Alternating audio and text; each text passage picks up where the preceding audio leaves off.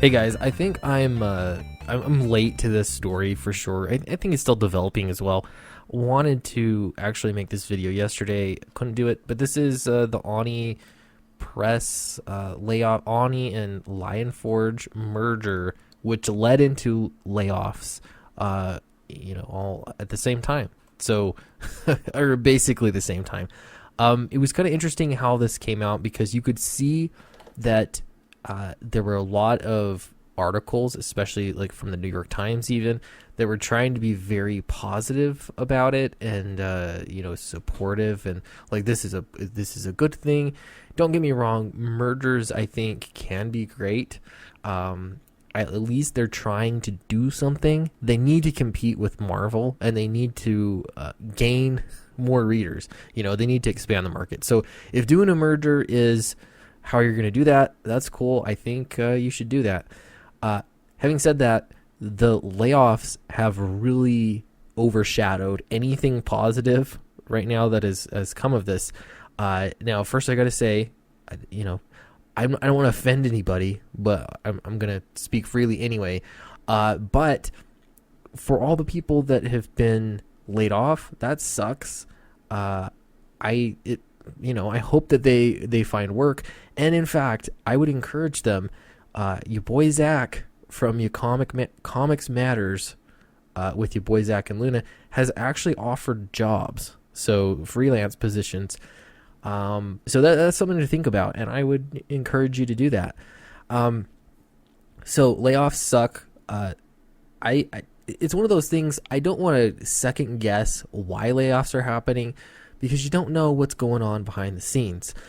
Unless, of course, there's an accusation of something. And there is actually an accusation. It's not full-on racism, but it's insinuated, like really heavily insinuated. So, we're on Bleeding Cool here right now. And here's a big one. Desiree, what was her last name?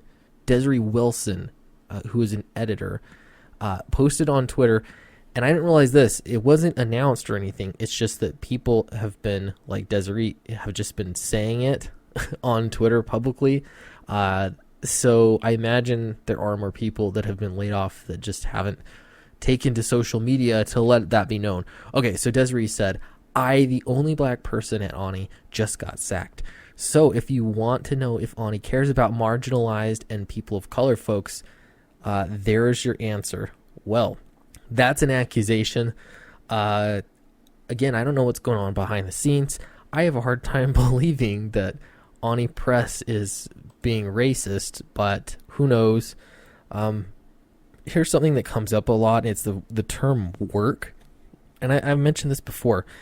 There's work as in I just went and, work. I mowed the lawn. That's work. Maybe you went to work. You got paid, you sat at a desk all day, pushed paper, whatever it is, that's work.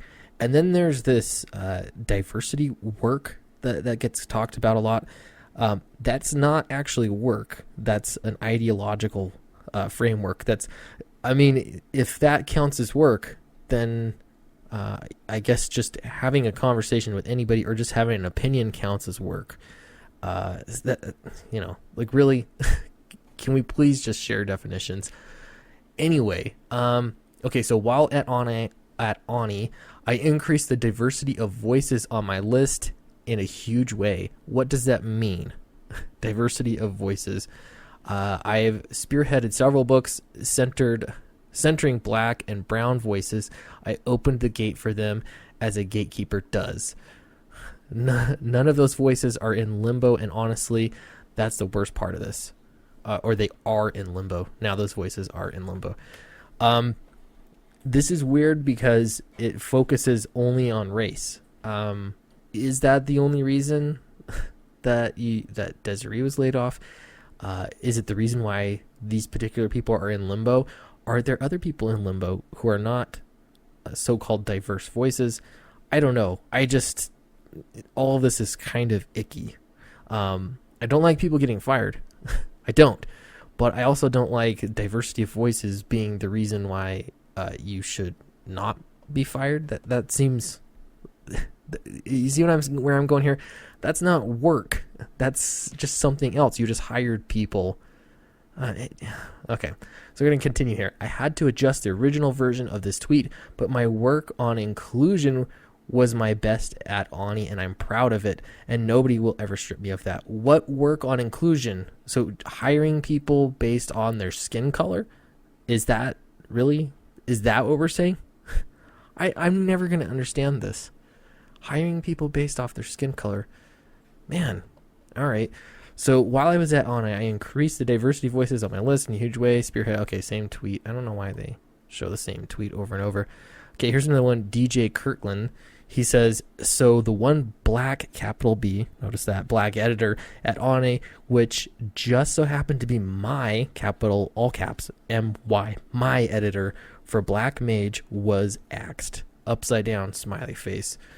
Yeah, I mean, if you're a person of color, if you're one of those diverse voices, does that mean you can't be axed? Or is there a reason? I'm not saying that she should have been axed or that it wasn't fair. I don't like the assumption that the only possibility that she lost her job was because she's black. That's a huge accusation.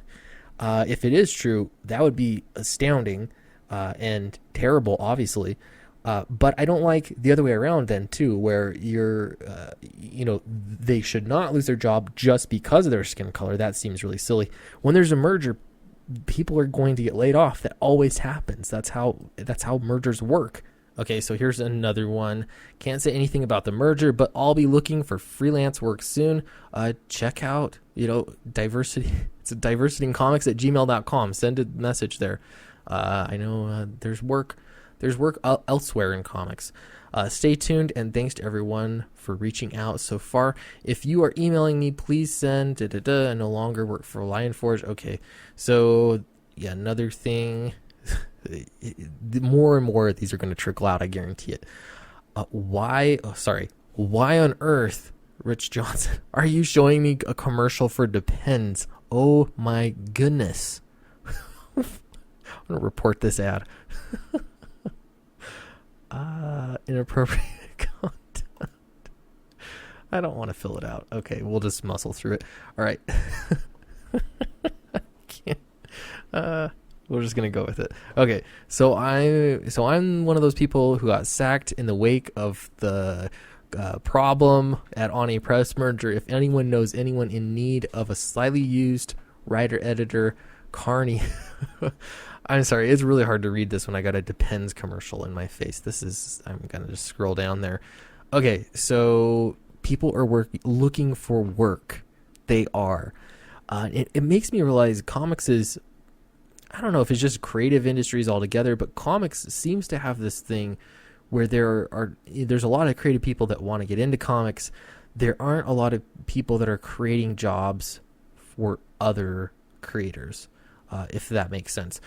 There's definitely, I feel like there needs to be more of that. People that can sell comics and get people work.